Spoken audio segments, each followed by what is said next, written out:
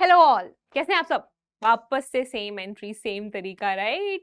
Ma'am भी same है but content जो है वो थोड़ा डिफरेंट होने वाला है। Why so? बिकॉज ऑब्वियसली हम कंटेंट में डे बाय डे आगे बढ़ते जा रहे हैं और आगे बढ़ेंगे तो ऑब्वियस सी बात है कि कंटेंट थोड़ा थोड़ा तो चेंज होगा। ठीक है, तो जो भी हम पढ़ रहे थे उसी सिलसिले को हम आगे बढ़ाने वाले हैं। एंड मैं आपका फिर से स्वागत करती हूँ आपके अपने चैनल स्कोर प्लस पे, जहाँ पे हम पढ़ते हैं, समझते हैं और उसे एग्जीक्यूट करने का तरीका समझते हैं। और ये करते हुए हम क्या करने वाले हैं, हम स्कोर प्लस करने वाले हैं, जिसमें मैं प्रियंका आपकी मदद करने वाली हूँ बायोलॉजी पढ़ने में, राइट। आप में से बहुत लोगों को ऑलरेडी पता लग गया होगा कि मैं आपकी बायो की एजुकेटर हूँ, बट जो भी यहाँ पर नए हैं उनको ये बता दिया, राइट। तो यहाँ पे जो भी नए हैं, बेटा जी अगर आपने अभी तक पहले वाले वीडियोस नहीं देखे हैं तो वो जल्दी से देख लो, क्योंकि ऑब्वियसली बीच से देखेंगे तो फिर ऐसा लगेगा कि कुछ तो मिस हो गया and we don't want to miss anything. तो हमने क्या करना है, हमने जो इससे पहले वाले वीडियोस हैं वो ध्यान से देखने हैं, ताकि हमें पता लग जाए कि ठीक है हम कौन से रास्ते पे चल पड़े हैं और कहाँ तक हम जाने वाले हैं। ठीक है, तो इसी रास्ते पे आगे बढ़ते हुए हम स्टार्ट करते हैं आज का सेशन और हम देखेंगे कि क्या क्या चीजें हैं। सो इससे पहले हमने डिस्कस किया कि लाइफ प्रोसेसेस क्या होते हैं, है ना, क्योंकि वही तो हमारा चैप्टर है। और लाइफ प्रोसेसेस में भी हमने देखा कि कौन कौन से लाइफ प्रोसेसेस हैं और हमने गाड़ी चुनी थी न्यूट्रिशन वाली, राइट। तो न्यूट्रिशन वाली गाड़ी में हम गए थे आगे और हमने देखा था ऑटोट्रोफिक न्यूट्रिशन। आज हम डील करने वाले हैं हेटेरोट्रोफिक न्यूट्रिशन से। मतलब कि हेटेरोट्रोफिक न्यूट्रिशन जो है हमने देखा था इस वर्ड को तोड़ के, राइट, अपनी स्टार्टिंग वाली क्लास में, कि हेटेरो का मतलब होता है डिफरेंट, राइट। हेटेरो का क्या मतलब होता है, डिफरेंट। सो डिफरेंट तो पता है हमें। अब मैम ट्रोफिक का क्या मतलब होता है, अब तो ट्रोफिक का मतलब भी तो बताया था, है ना। जिसको याद है वो कमेंट सेक्शन में बता देना ट्रोफिक का क्या मतलब था। तब तक मैं बताती हूँ यहाँ पे कि क्या मतलब होता है। सो ट्रोफिक जो है वो ट्रोफोज वर्ड से डिराइव हुआ है, जिसका मतलब होता है नरिशमेंट। ठीक है, तो डिफरेंट नरिशमेंट क्या है मैम, थोड़ा सा तुक बनाते हैं, शब्दों को थोड़ा सा ऐड करते हैं। यहाँ क्या हो रहा है कि ये वो न्यूट्रिशन है जिसमें कि ऑर्गेनिजम्स जो हैं अपना नरिशमेंट दूसरे अलग अलग सोर्सेस से डिराइव कर रहे हैं। मतलब कि ये ऑर्गेनिजम्स किसी और ऑर्गेनिज्म पे डिपेंडेंट है कि भाई वो खाना जो बना रहा है मैं उस खाने को खा लूं। ठीक है जी, तो ये हो रहा है बेसिकली जब हम बात कर रहे हैं हेटेरोट्रोफिक न्यूट्रिशन की। और इसी वर्ड के मीनिंग को ध्यान रखते हुए हम पूरा का पूरा जो है डिटेल में डिस्कस करने वाले हैं। तो जब डिटेल की बात करते हैं तो सबसे पहले ऑब्वियसली आता है डेफिनेशन, क्योंकि एग्जाम में सब्जेक्टिव में तो थ्योरी पूछी जाती है और वो डायरेक्टली पूछ लेंगे डिफाइन हेटेरोट्रोफिक न्यूट्रिशन। तो मैम हम वहां क्या लिखेंगे, तो हम वहां ये लिखेंगे कि हेटेरोट्रोफिक न्यूट्रिशन ये वो मोड ऑफ न्यूट्रिशन है जिसमें जो ऑर्गेनिज्म है बच्चे वो अपना खाना खुद नहीं बना सकते। ठीक है, अब बोलोगे कि मैम ऐसे कौन से ऑर्गेनिज्म जो अपना खाना खुद नहीं बना सकते, हम तो अपना खाना खुद ही बनाते हैं, है ना। बट बेटा आपने खाना तो खुद बनाया, लेकिन वो आलू प्याज टमाटर आपने बनाया नहीं ना। आपने उस आलू प्याज टमाटर को यूज करके उसकी सब्जी बनाई, राइट। बट वो आलू प्याज आपने नहीं बनाया, वो चावल के जो कण हैं वो आपने नहीं बनाए, राइट। तो वो जो मेन फूड सोर्स है वो किसी और ने बनाया था, और वो किसी और कौन है, वो है प्लांट्स, राइट। तो ये अपना खाना खुद नहीं बना सकते हैं। ठीक है, किससे, सिंपल इनऑर्गेनिक मटेरियल से, जैसे कि कार्बन डाइऑक्साइड, वाटर। तो इसी वजह से ये दूसरे ऑर्गेनिजम्स पे डिपेंड करते हैं खाने के लिए। तो यहां सवाल ये आता है जिसका आंसर आपको कमेंट बॉक्स में देना है कि इनऑर्गेनिक मटेरियल्स जैसे कि कार्बन डाइऑक्साइड और वाटर यूज करके कौन से ऑर्गेनिजम्स अपना खाना बनाते हैं। ठीक है, अगर आपने इससे पहले वाली वीडियो देखी है तो आपको पक्का पता होगा कि इसका आंसर क्या है, और जिसको नहीं पता तो आप स्टे ट्यून्ड रहिए ताकि आपको पता लग जाए। ठीक है, तो इतना तो पता लग गया कि ये खुद का खाना नहीं बना रहे और ये दूसरों पे डिपेंडेंट है। और जो ऑर्गेनिजम्स दूसरों पे डिपेंडेंट हैं, जो हेटेरोट्रोफिक न्यूट्रिशन फॉलो कर रहे हैं, उन्हें हम कहते हैं हेटेरोट्रोफ्स, उन्हें हम कहते हैं हेटेरोट्रोफ्स। क्लियर? तो इसको अगर डिफाइन करने की बात आती है बेटा, तो आप इसको या तो ऐसे डिफाइन कर सकते हैं या फिर आप सिंपली कह सकते हैं कि heterotrophic mode of nutrition is the one in which the organisms can not synthesize their own food, thus they are dependent on others for nourishment, right? So this is what you can write when it is about the defining a particular term or defining heterotrophic nutrition. And also do not forget कि भाई हम इन organisms को क्या कहते हैं? इनको हम कहते हैं heterotrophs, right? अब जल्दी जल्दी जल्दी आगे बढ़ते हैं क्योंकि obviously हमें बहुत सारी चीजें कवर करनी है, but जल्दी बढ़ने का ये मतलब नहीं है कि हम चीजें छोड़ देंगे। हम एकदम बेस से चीजें देख रहे हैं और ऊपर तक जाने वाले हैं, क्योंकि हमें तो सबको साथ में लेके चलना है, राइट? तो जिसको चीजें आती हैं वेल एंड गुड, और जिसको नहीं आती तो वो और वेल एंड गुड। क्यों? क्योंकि यहाँ पे हम एकदम शांत माइंड से सुन रहे हैं कि भाई हमें कुछ नहीं आता, हम आराम से बेस से ऊपर तक जाएंगे। क्लियर? सो ये था आज का छोटा सा ज्ञान। मैम हमेशा ज्ञान ही देती रहती है, राइट? और देयर आर चांसेस कि कुछ ज्ञान रिपीट भी हो जाए, तो अगर कुछ रिपीट हो रहा है तो वो समझ लो कि वो very very important sort of ज्ञान है, बिकॉज ऑब्वियसली कुछ चीजें जब हम बार बार रिवाइज करते हैं तभी तो दिमाग में फिक्स होती हैं। तो दिमाग में हमें ये भी फिक्स करना है, क्योंकि पढ़ाई तो इम्पॉर्टेंट है, पढ़ाई इम्पॉर्टेंट है ना कि सिर्फ नंबर लाने के लिए, बल्कि अपनी लाइफ के बारे में चीजें पता करने के लिए, राइट? तो मैम अपनी क्यों, हम भी ऐसे हैं, बिल्कुल ठीक है। जब हम एग्जाम्पल्स की बात करेंगे तो पता लगेगा कि हम कौन से हेटेरोट्रोफ्स में आते हैं। सो यहाँ पे देखो जी, जितने भी एनिमल्स हैं, ऑब्वियसली एनिमल में ह्यूमन बीइंग भी आते हैं, कुछ बैक्टीरिया और कुछ नॉन ग्रीन प्लांट्स, राइट? जिसमें कि हम ईस्ट को काउंट कर सकते हैं, फंगाई है हमारे पास, ये सारे के सारे हेटेरोट्रोफिक होते हैं मोड ऑफ न्यूट्रिशन में, ठीक है? ये दूसरों पे डिपेंड करते हैं। और कौन सा ऑर्गेनिज्म किस सोर्स से कैसे फूड डिराइव कर रहा है, उस बेसिस पे हमारे पास 3 टाइप के हेटेरोट्रोफिक न्यूट्रिशन जो है वो पाए जाते हैं, ठीक है? So let's just start with the first one, that is saprotrophic nutrition. ये डायग्राम देख के, ये फोटो देख के आपको लग रहा होगा कि भाई मशरूम तो प्लांट है, ये कैसे दूसरों पे डिपेंड कर रहा है, ये तो खुद खाना बनाना चाहिए। बताती हूँ, अब एक्सप्लेनेशन सुनो इस चीज की।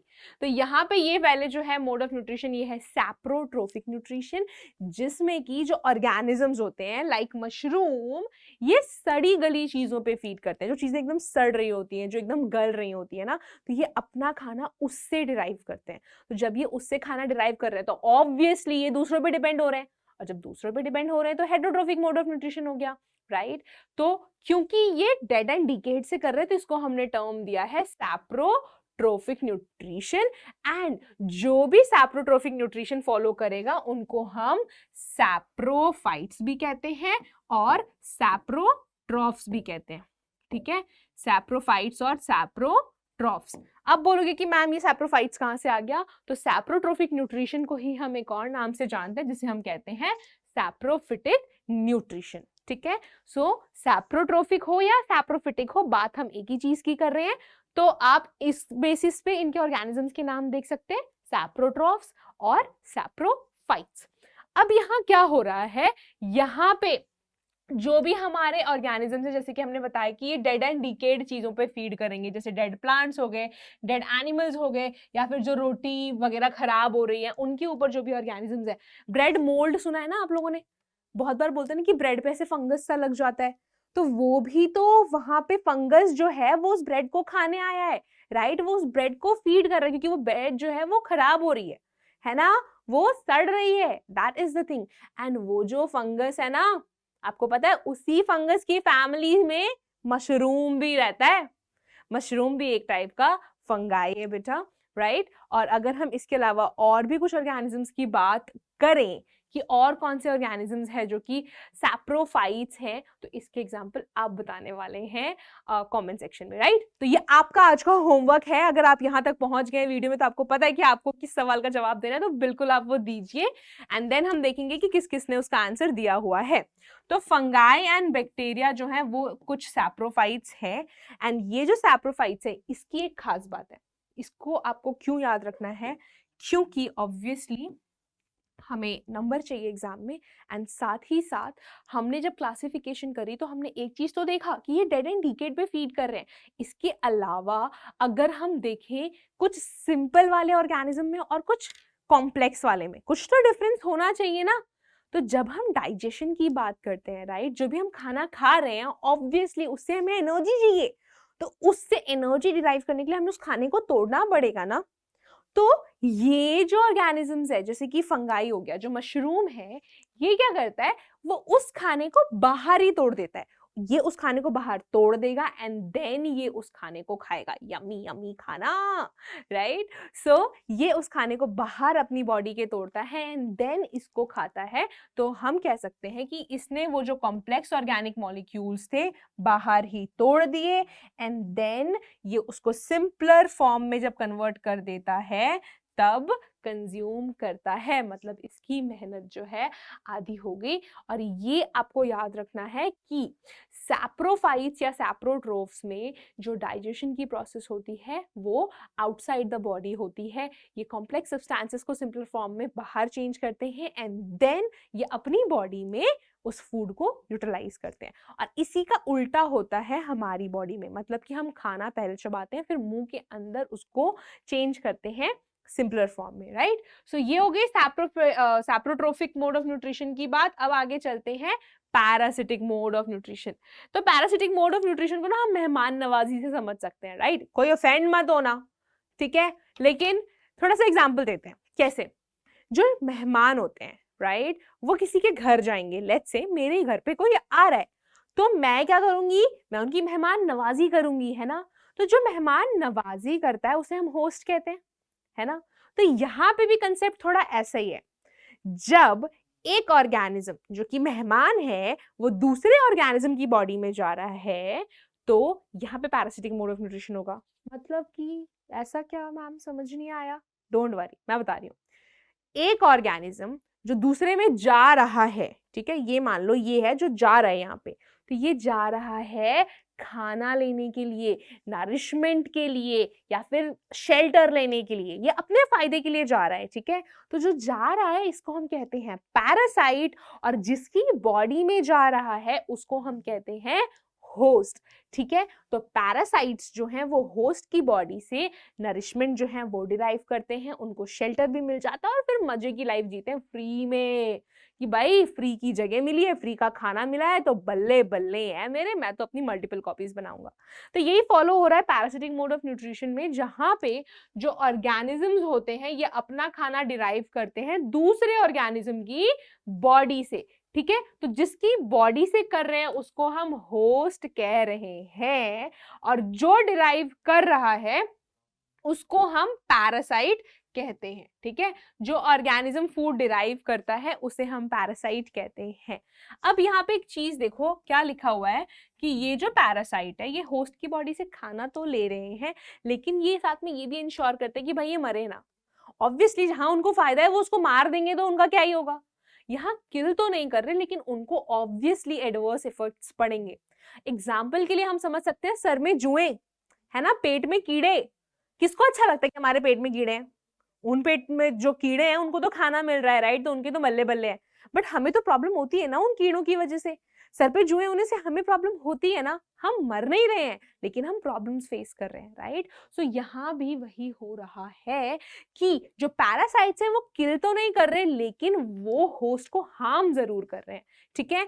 तो ये जो जुएं हैं, पेट में कीड़े हैं, ये भी पैरासाइट्स ही हैं जो कि parasitic mode of nutrition follow करते हैं, राइट। एंड जो पैरासिटिक मोड ऑफ न्यूट्रिशन है बेटा, ये आपको जनरली देखने को मिलेगी कुछ फंगाइज में, कुछ बैक्टीरिया में, कुछ प्लांट्स भी ये फॉलो करते हैं।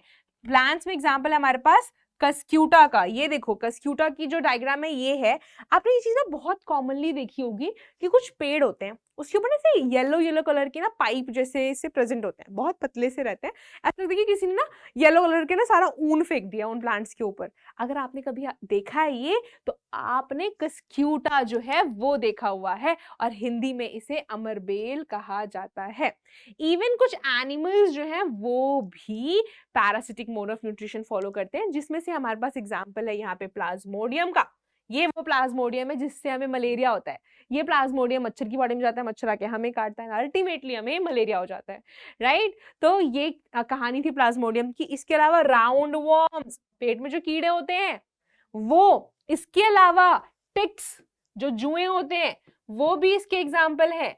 टिक्स के अलावा लीचेस जो जोंक होती है वो भी इसका एग्जाम्पल है, ठीक है।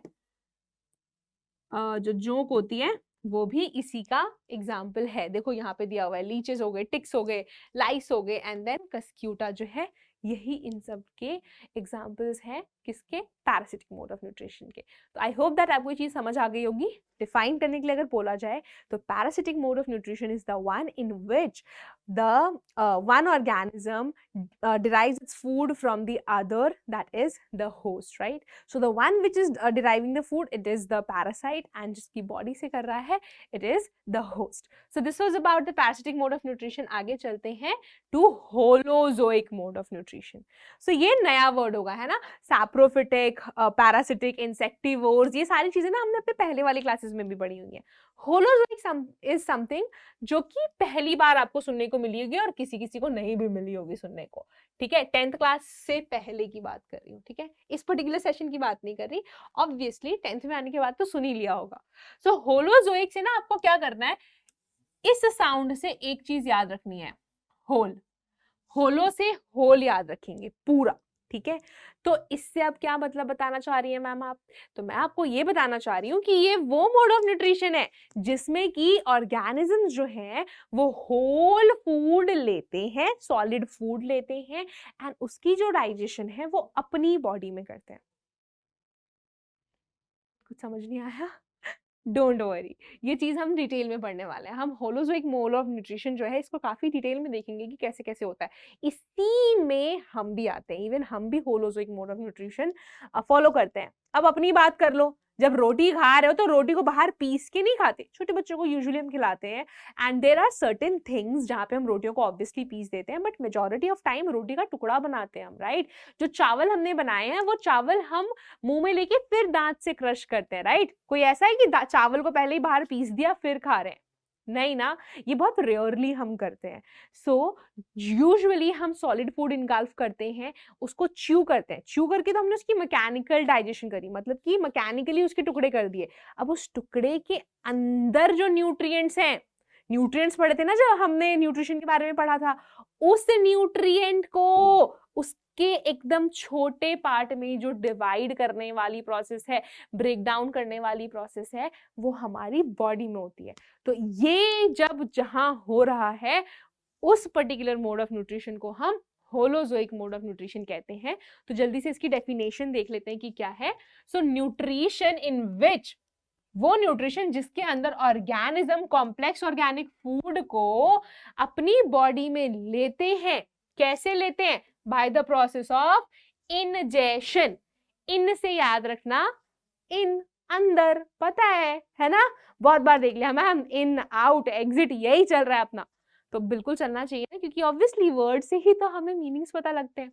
तो इनका मतलब है अंदर, तो हमने बॉडी के अंदर फूड लिया और जो वो इंजेस्टेड फूड था उसको डाइजेस्ट कर रहे हैं। डाइजेस्ट करना मतलब ब्रेक डाउन करना, ठीक है, break down into simpler form, ठीक है, सिंपलर फॉर्म में इसको ब्रेक डाउन करेंगे और फिर क्या होगा, ये खाना एब्जॉर्ब किया जाएगा हमारे बॉडी सेल्स के थ्रू एंड अल्टीमेटली हमें मिल जाएगी energy to do all the work. So I hope that आप सबने खाना वाना खा रखा है, आपके अंदर इतनी एनर्जी है कि आराम से आप ये लेक्चर पूरा का पूरा सुन सके, समझ सके और अच्छे से याद रख सके, ठीक है। तो अगर अभी तक आपने अपनी कॉपी और पेन नहीं उठाई है तो बिल्कुल अपनी कॉपी खोल लीजिए, पेन हाथ में रखिए, क्योंकि जहां जहां पे इंपॉर्टेंट लगेगा तो वो सारी चीजें आप नोट डाउन कर सकते हैं। एंड ऑल्सो आपको ये नोट्स इजीली मिल जाएंगे, मैं बताऊंगी कहाँ, उससे पहले कि जल्दी से ये कवर कर लेते हैं। सो होलोजोइक का अगर हम मतलब देखें तो इसका मतलब होता है feeding on solid food. So solid याद रखने के लिए आप होल याद रख लो कि भाई हम पूरा का पूरा खाना जो है ऐसे ही खा रहे हैं। एंड इसमें अगर हम एग्जांपल्स की बात करें तो ह्यूमन बीइंग्स जो है और ज्यादातर एनिमल्स जैसे कि अमीबा हो गया, ये holozoic mode of nutrition follow करते हैं। ह्यूमन बीइंग्स तो है ही हैं, कुत्ते हो गए, कैट्स हो गए, काउज हो गए, ये सब जो है holozoic mode of nutrition he follow करते हैं। ठीक है, so this is what is holozoic mode of nutrition. And अगर हम और आगे चलें तो अब हम देखेंगे कि कौन सा ऑर्गेनिज्म क्या खा रहा है, उस बेसिस पे उनका क्या नाम है।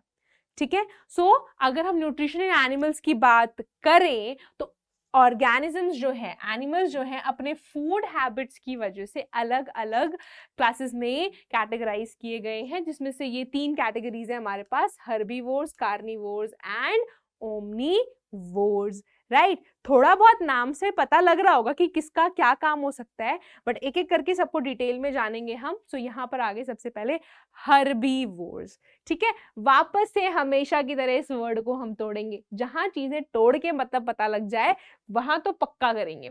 तो ये हर्बीवोर्स हो गए। इस हर्बीवोर्स में अगर आपको ये हर्ब दिख रहा हो, है ना, हर्ब, तो ये हर्ब से हमें याद आ रहा है प्लांट्स। जब भी हर्ब्स की बात होती है, प्लांट्स में पढ़ा है ना, हर्ब्स होते हैं, श्रब्स होते हैं, ट्रीज होते हैं, प्लांट्स होते हैं। सो इस हर्ब से हमें प्लांट्स याद आ रहे हैं, राइट।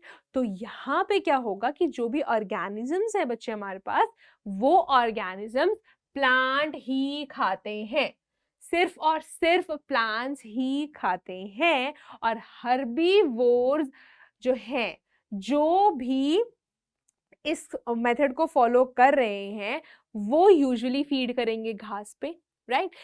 ऐसा नहीं है कि सिर्फ और सिर्फ पेड़ ही खाएंगे, जितने भी प्लांट्स में हैं, जैसे कि घास हो गई, पत्ते हो गए, पेड़ की छाल हो गई, या फिर पूरा का पूरा पेड़ हो गया ऑब्वियसली, तो ये जब भी ऑर्गेनिजम्स फॉलो कर रहे हैं तो वो हर्बीवोर्स ही कहलाएंगे। और हमारे पास बहुत सारे ऑर्गेनिजम्स हैं जो प्योर वेजिटेरियन है इस मामले में, राइट। ये मतलब कि घास फूस ही खा रहे हैं बस, राइट। सो यहाँ पे अगर हम ऑर्गेनिजम्स की बात करते हैं तो हमारे पास गोट है, काउ है, बफेलो है, शीप है, हॉर्स है, कैटरपिलर है, देखो बेचारा ये कैटरपिलर भी ये खा रहा है, टर्माइट्स है हमारे पास, राइट। Then koala.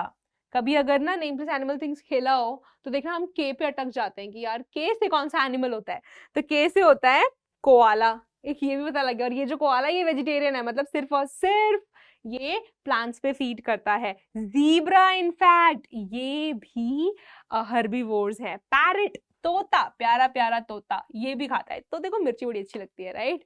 सो तोता जो है वो भी प्लांट्स पे ही फीड करता है। एलिफेंट, हॉर्स, काउ, ये सारे एग्जांपल्स हमने देख लिए। तो जो ऑर्गेनिजम्स ये फॉलो कर रहे हैं उन्हें हम हर्बीवोरस एनिमल्स कहते हैं। उनको क्या कहते हैं हम? Herbivorous animals. तो बोलोगे मैम ये चीजें सारी बचपन में हमने ऑलरेडी पढ़ी हुई हैं, तो हम फिर से क्यों पढ़ रहे हैं? क्योंकि ऑब्वियसली हमने ऐसा कुछ नहीं बना रखा है कि भाई एक बार जो पढ़ लिया वो खत्म है। ठीक है, ऑब्वियसली बेटा जो चीजें आपने बचपन में पढ़ी हैं वो आगे भी आपको पढ़नी पड़ेगी, बट वो चीजें थोड़ी सी डिटेल में होती हैं, राइट। धीरे धीरे ही तो हम सीढ़ियों से ऊपर चढ़ते जाते हैं ना, एक ही सीढ़ी से सीधा लीप लेके दूसरे पे नहीं जाते हैं। और सीढ़ियां यूजुअली एक जैसी होती हैं, ऐसा नहीं है कि नीचे वाली हमारी क्यूबॉइड शेप की, ऊपर वाली ट्रायंगल है, उसके ऊपर वाली स्फीयर है। ऐसी सीढ़ियां नहीं होती ना, सीढ़ियां सारी की सारी एक जैसी ही होती है। तो वैसे ही हम कंटेंट ऑलमोस्ट सेम सेम पढ़ते हैं जैसे जैसे हम बड़े होते जाते हैं, बट थोड़ा डेप्थ उनमें ऐड हो जाता है, थोड़ी ज़्यादा एक्सप्लेनेशन ऐड हो जाती है। उसी एक्सप्लेनेशन के साथ हमारे पास ये नेक्स्ट टाइप का जो फीडिंग हैबिट है वो यहाँ पर है। इसमें आते हैं अपने पास कार्निवोर्स। इस वर्ड को हम नहीं तोड़ने वाले, पता लगा कार तोड़ दिया तुमने और बोलोगे कि भाई कार मैम ये तो वही वाला कार है। सो ये मत करना। अब देखो कार्निवोर्स क्या होते हैं। सो कार्निवोर्स बेसिकली वो एक जानवर हैं या फिर वो एनिमल्स हैं जो प्योर नॉन वेजिटेरियन है। ठीक है, कार्निवोर्स प्योर नॉन वेजिटेरियन है कि भाई हम तो नॉनवेज के अलावा कुछ नहीं खाएंगे, राइट। मतलब कि ये वो ऑर्गेनिज्म है जो कि सिर्फ और सिर्फ दूसरे एनिमल्स को खाते हैं। These are the animals which feed on flesh or meat of other animal. ठीक है, other animal. So this is how the carnivore is different from herbivore. एक बेचारा प्योर वेज, एक बेचारा प्योर नॉन वेज, राइट। तो ये होगी carnivores की बात। जैसे कि हमने देखा कि ये मीट और फ्लैश पे फीड कर रहे हैं, इनको हम कार्निवोरस एनिमल्स भी कहते हैं। एंड इसके एग्जाम्पल्स भी काफी सारे हैं। Tiger, platypus, lion, walrus, Jaguar, shark, ये सारे के सारे जो है ये कार्निवोर्स है। Again name place animal things में हम कंफ्यूज हो जाते हैं कि भाई ओ से क्या नाम है, हमेशा सब आउल रखते हैं और नंबर कट जाते हैं हमारे, है ना। तो आउल से आज आपको एक और पता लग गया, ऑटर, राइट। ऑटर है, ओ से ऑक्टोपस भी है, आउल तो है ही है। तो देखो 3 नाम यहाँ पता लग गए, तो ये बिल्कुल आप लिख सकते हैं और आपके नंबर भी बढ़ जाएंगे, है ना। तो गेम्स में भी मजा आता है, राइट। देखो इसी चीज को पढ़ते हुए कितनी चीजें पता लग रही हैं। So this was about the carnivores. तो हमने 2 क्लासेस देखी अभी तक, है ना, pure non vegetarian and pure vegetarian. अब बीच का भी तो कोई होना चाहिए, होना चाहिए ना, बिल्कुल होता है, हर चीज में बीच का चीज होती है, तो इधर भी वही है। अब यहाँ आ जाते हैं अपने नेक्स्ट क्लास वाले ओमनीवोर्स। अब ये ओमनीवोर्स जो है ना, ये वेजिटेरियन भी है और नॉन वेजिटेरियन भी, मतलब कि ये प्लांट्स भी खाते हैं और ये एनिमल्स भी खाते हैं। तो ये जो है ये है which eat both the animals and plants. And इनको ऑब्वियसली किसी नाम से जानेंगे, जैसे हर्बीवोर्स को हर्बीवोरस एनिमल्स कह रहे थे, कार्निवोर्स को कार्निवोरस एनिमल्स कह रहे थे, वैसे ही ओमनीवोर्स को हम ओमनीवोरस एनिमल्स कहते हैं।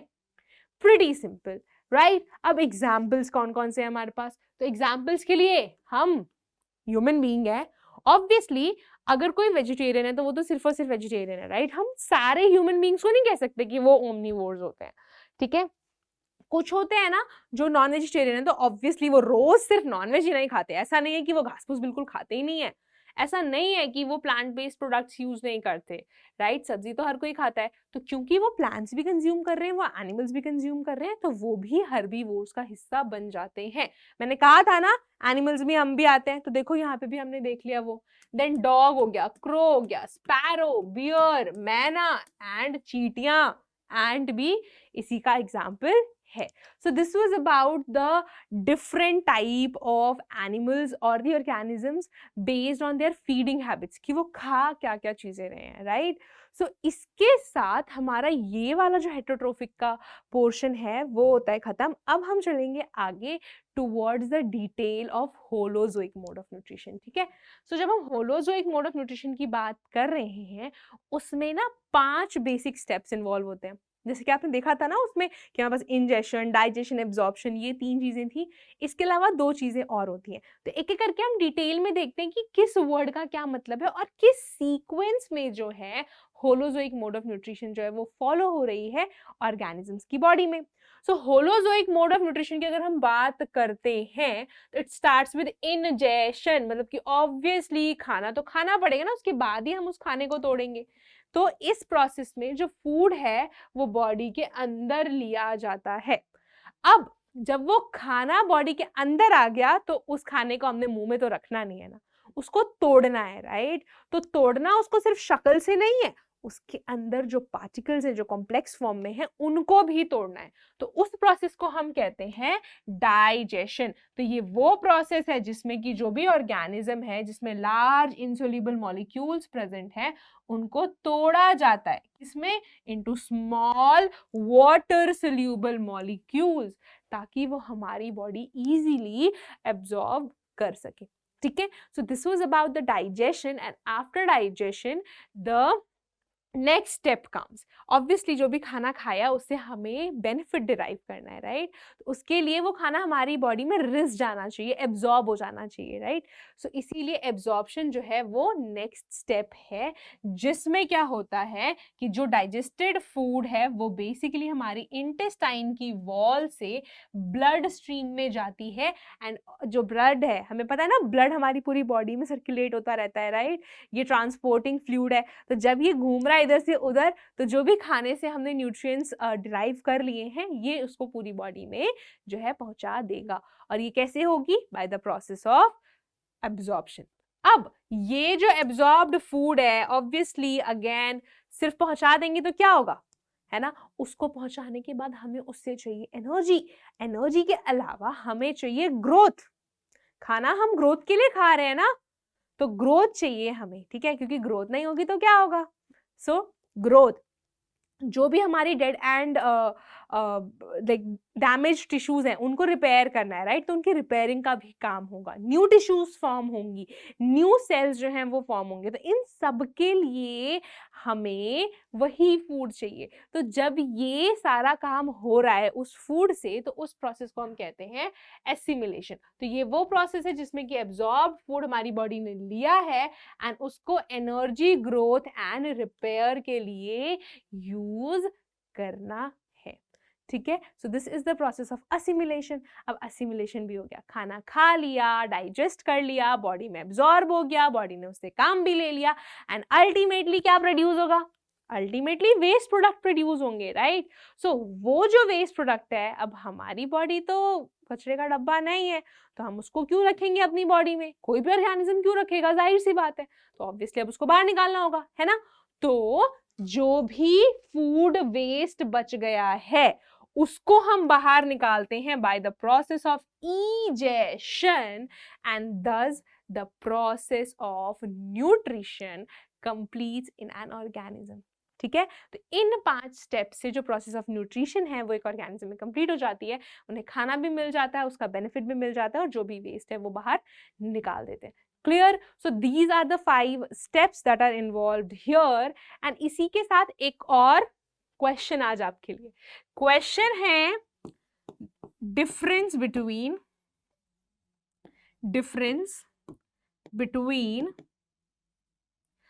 egestion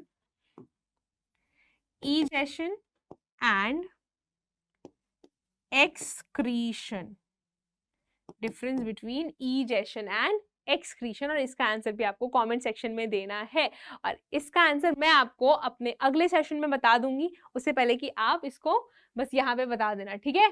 so this is the question for you. Now we are moving ahead with the nutrition in amoeba. अपने बारे में हम पढ़ेंगे, उससे पहले थोड़ा रुको, थोड़ा दूसरों को भी कंसीडर करते हैं यार, कब तक अपने बारे में सोचते रहेंगे, है ना? तो दूसरों को कंसीडर करना चाहिए। सो दूसरों को जब हम कंसीडर कर रहे हैं तो ऑब्वियसली प्लांट्स की तो बात हमने कर ली, जो कि मल्टी सेलुलर थे, हमने अपनी बात भी करनी है, तो हम भी मल्टी सेलुलर है, बट हमें यूनिसेलुलर वालों के बारे में सोचना चाहिए ना, कि उनके पास एक ही सेल और वो उसी सेल से सारा काम कर रहे हैं। ये हो कैसे रहा है? तो ये कैसे हो रहा है वो मैं बताऊंगी आपको with the help of this amoeba. तो अब हम पढ़ रहे हैं कि अमीबा में कैसे न्यूट्रिशन हो रही है। तो पहली बात, अमीबा में भी होलोजोइक मोड ऑफ न्यूट्रिशन हो रही है, और ये जिस तरीके से फूड को ऑब्टेन कर रहा है, जैसे ये ले रहा है, उस प्रोसेस को हम फैगोसाइटोसिस कहते हैं। उस प्रोसेस को हम फैगोसाइटोसिस कहते हैं। और अगेन इसमें भी वही 5 स्टेप्स इन्वॉल्व होंगी। तो देखते हैं कि ये किस तरीके से पूरी की पूरी जो प्रोसेस है न्यूट्रिशन की वो कंप्लीट करता है। तो अगेन देखो जी, ये स्टार्ट किससे होगी? ये स्टार्ट होगी न्यूट्रिशन से, सॉरी इंजेक्शन से। सो इंजेक्शन के टाइम पे क्या करता है कि ऑब्वियसली अमीबा के पास तो कोई भी माउथ नहीं है ना, और ना ही कोई फिक्स जगह की यहीं से खाना अंदर जाएगा, क्योंकि अमीबा तो शेपलेस होता है, इसका खुद का कोई शेप नहीं होता। तो अगर हम अमीबा को देखें तो ये कुछ आड़ा टेढ़ा ही दिखता है, जरूरी नहीं है कि हमेशा ऐसा ही दिखे। इसकी बॉडी में बेटा न्यूक्लियस होता है, न्यूक्लियस के अलावा इसके पास होता है साइटोप्लाज्म। तो जब भी आपको ना एग्जाम में पूछे कि न्यूट्रिशन इन अमीबा क्या है, तो डायग्राम जरूर बनाना, और उस डायग्राम के साथ उसकी लेबलिंग भी करना। तो लेबलिंग में ये है इसका प्लाज्मा मेम्ब्रेन, ठीक है, ये है अमीबा का प्लाज्मा मेम्ब्रेन, और ये तो मैंने बताया आपको ये क्या है, साइटोप्लाज्म, राइट? एंड इसके पास है अपना एक nucleus, very important, this has got its own nucleus. तो ये हो गया अमीबा की पार्ट। अब क्या हो रहा है कि ये जो अमीबा है, क्योंकि इसके पास माउथ वगैरह नहीं है, तो ये फूड लेता है बाय फॉर्मिंग स्यूडोपोडिया। स्यूडोपोडिया क्या है मैम? अब तो स्यूडोपोडिया को अगर हम वर्ड को देखें तो इस वर्ड को हम वापस से तोड़ सकते हैं, वापस शुरू कर दिया हमने तोड़फोड़ वाला काम। तो स्यूडो का मतलब होता है फॉल्स, झूठा झूठा, ठीक है, एंड पोडिया मतलब होता है फीट। सो फॉल्स फीट, झुट्टे मुट्टे वाला फीट, क्योंकि ऑब्वियसली इसके पास तो एक ही सेल है, तो हाथ पैर होना तो पॉसिबल नहीं है। तो ये क्या करता है, ये जुट्टे-मुट्ठे वाला हाथ जैसा स्ट्रक्चर बनाता है ताकि हाँ, मैं अब खाना कैप्चर कर लूँ। ये कैसे बनाता है? ये बनाता है प्लाज्मा मेम्ब्रेन की फ्लेक्सिबिलिटी के वजह से। जो प्लाज्मा मेम्ब्रेन होती है ना बेटा सेल की, वो फ्लेक्सिबल होती है और अमीबा उसी फ्लेक्सिबिलिटी वाली प्रॉपर्टी को यूज़ करके थोड़ा बहुत चेंज करता है अपना शेप और फूड को एक्वायर करता है। तो अगर हम इंजेक्शन की डायग्राम बनाएं तो थोड़ा सा अमीबा को भी वो कर देते हैं, ठीक है। अमीबा है अपना, ये क्या करेगा, ये स्यूडोपोडिया जैसा स्ट्रक्चर बनाएगा, ठीक है। देखो ये हाथ जैसा लग गया ना कि कुछ पकड़ रहा है, तो ये जो स्ट्रक्चर इसने बनाया है ये है स्यूडोपोडिया। एंड ये स्यूडोपोडिया कब बनाएगा? जब इसके आसपास कोई फूड पार्टिकल जो है वो आएगा। तो जब इसके पास कोई फूड पार्टिकल होता है, ये अंदर होना चाहिए वैसे तो, ठीक है, ये यहाँ पर आएगा। तो जब इसके पास कोई फूड पार्टिकल पहुंचता है तो ये स्यूडोपोडिया बना देता है एंड देन वो क्या करेगा, उस फूड पार्टिकल को अपनी बॉडी के अंदर ले लेगा, ठीक है।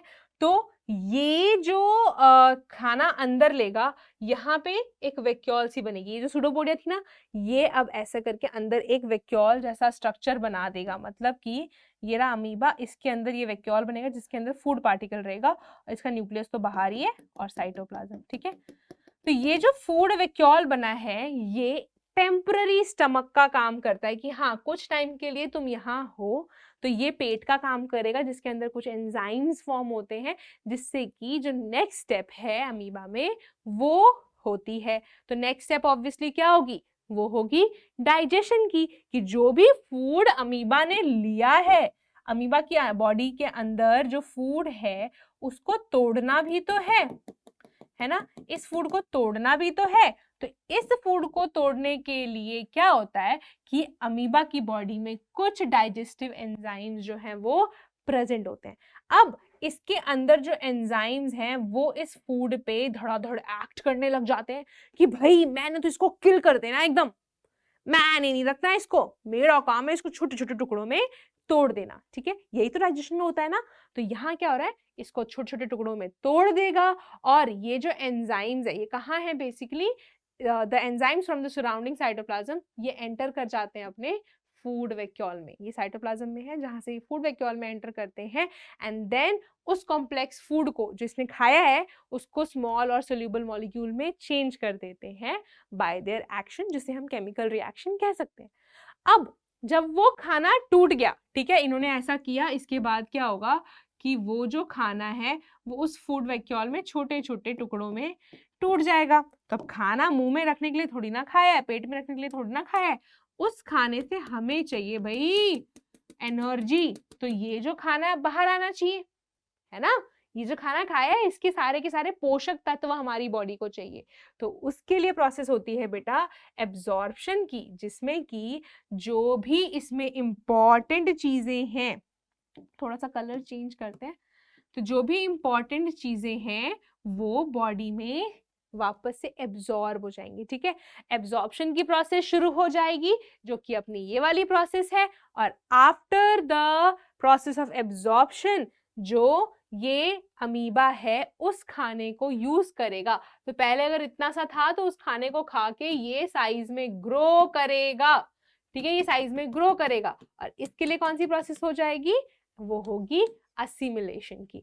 देन जो भी खाना खाया ऑब्वियसली थोड़ा बहुत वेस्ट तो बॉडी में बनेगा ना, जब खाना खा रहे हैं तो वेस्ट तो बनेगा ही ऑब्वियसली, जरूरी नहीं कि उस खाने में हर एक चीज जो है वो परफेक्ट हो। तो इस वेस्ट को बॉडी से बाहर निकालना है, राइट। तो इसको बाहर निकालने के लिए जो प्रोसेस है वो है इजेशन की।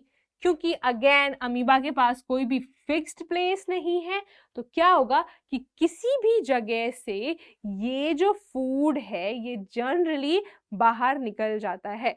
तो जब ये निकलेगा उस टाइम पे जो सेल मेम्ब्रेन होती है अमीबा की, जब ये बाहर निकलने वाला होता है तो जो सेल मेम्ब्रेन है ये रप्चर हो जाती है, मतलब टूट जाती है उस पर्टिकुलर पार्ट से, एंड देन जो अनडाइजेस्टेड फूड है वो बॉडी से बाहर दफा कर दिया जाता है, थ्रोन आउट कर दिया जाता है, राइट। तो ये कैसे होगा, जैसे कि यहाँ से अपना अगर प्लाज्मा मेम्ब्रेन जो है थोड़ा सा ओपन आउट हुआ तो सारा का सारा, एक सेकेंड रुको, तो यहाँ से जो भी फूड है वो बाहर जो है बॉडी के निकाल दिया जाएगा। अमीबा हैप्पी कि भाई मेरा तो पेट भर गया, मुझे नरिशमेंट मिल गई, मैंने बॉडी में ग्रो कर लिया, एंड अब फूड जाए बाढ़ में, जो कि वेस्ट है। ऑब्वियसली जो वेस्ट है वो क्यों रखेंगे बॉडी में?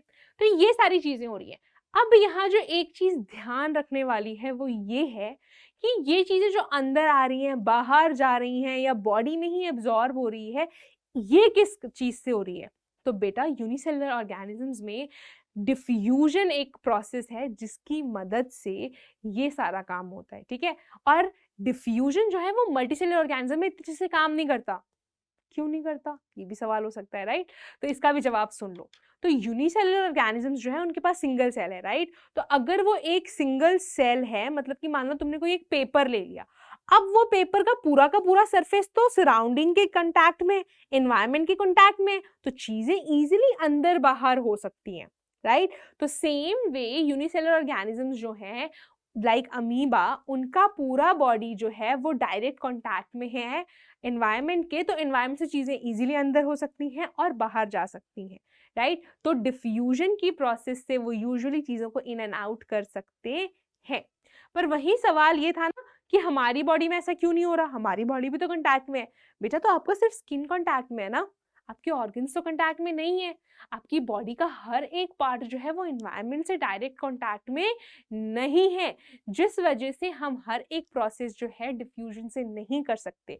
और सेकेंडली, अगर हमने डिफ्यूजन के भरोसे छोड़ दी ना चीजें, तो जो हम 1 घंटे में 2 घंटे में काम कर लेते हैं, उसके लिए हमें 10-10, 20-20, 30-30 घंटे लगेंगे।